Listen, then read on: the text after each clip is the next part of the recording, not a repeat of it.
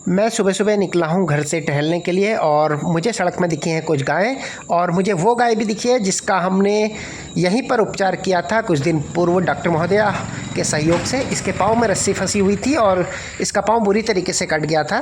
तो अब आप देख सकते हैं कि इसका पाँव अब लगभग ठीक हो चुका है। हालांकि इसने अधिक गोली नहीं खाई, लेकिन आज ये अपने झुंड के साथ यहीं पर खड़ी हुई है। और दूसरी ये बछिया है जगतपुर क्षेत्र की, ये भी घायल है, इसका कान काफ़ी अधिक फटा हुआ है।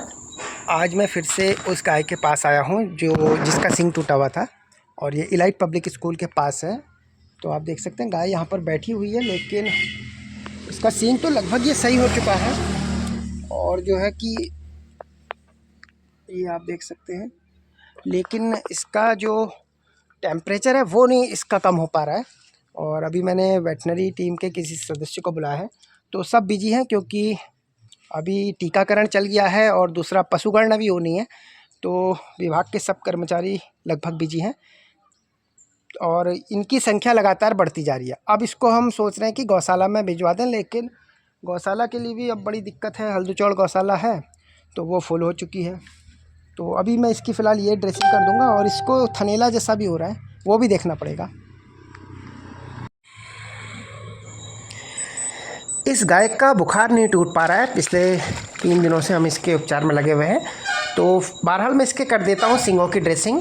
आप देख सकते हैं सींग लगभग अब इसका सही हो चुका है। हालांकि कुछ पस जो है वो बन जा रहा है, लेकिन आज की ड्रेसिंग के बाद शायद अब ड्रेसिंग की आवश्यकता ना पड़े या कुछ दिनों बाद इसकी ड्रेसिंग कर दी जाएगी।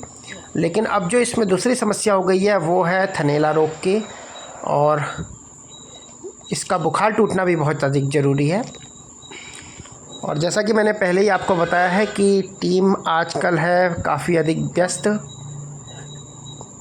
तो मैंने डॉक्टर महोदया को फ़ोन किया था, लेकिन अभी टीकाकरण की रूपरेखा बननी है, उसके बाद जनगणना भी होनी है 1 तारीख से। तो इसकी आज की ड्रेसिंग जो है वो सींग की मैंने कर दी है, एलो स्प्रे डाल दिया है और साथ ही उसमें मैंने डाल दिया है बाहर से पाउडर। और ये अब बैठी हुई है। तो आप देख सकते हैं इसके थन में ये सूजन आ गई है और इसे चलने फिरने में भी तकलीफ़ हो रही है।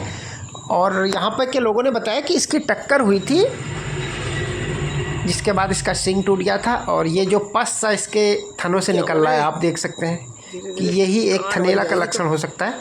हालांकि इसको लैब में चेक करवाना भी ज़रूरी होता है पोटाश है सही जानकारी के लिए।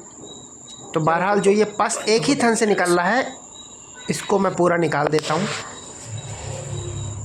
और उसके बाद इसको मैंने दे दिया है एक बुखार और एक CPM का इंजेक्शन, साथ ही जो एंटीबायोटिक इसे दी जा रही है, हल्की एंटीबायोटिक इसे लग रही है,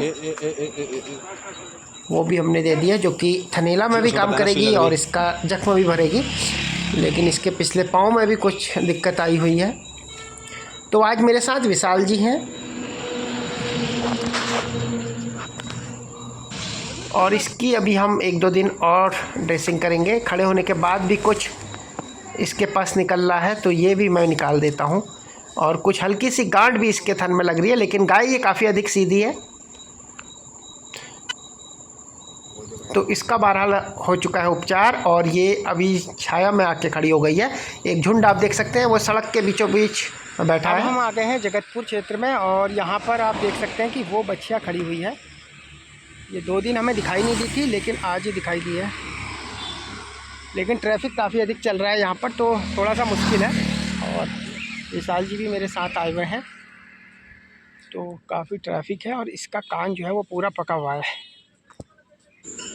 हमने इसे पकड़ने की कोशिश करी, लेकिन जैसा कि आपको मैंने पहले ही बताया कि ट्रैफिक काफ़ी अधिक है और हम 2 ही लोग हैं, तो ये पकड़ी नहीं जा सकी। और जो हमारी मदद कर रहे थे श्री कार्की जी, वो भी आज यहाँ पर हमें उपलब्ध नहीं हो पाए। और अब है शाम का वक्त, जब मैं आया हुआ हूँ शिव मंदिर में।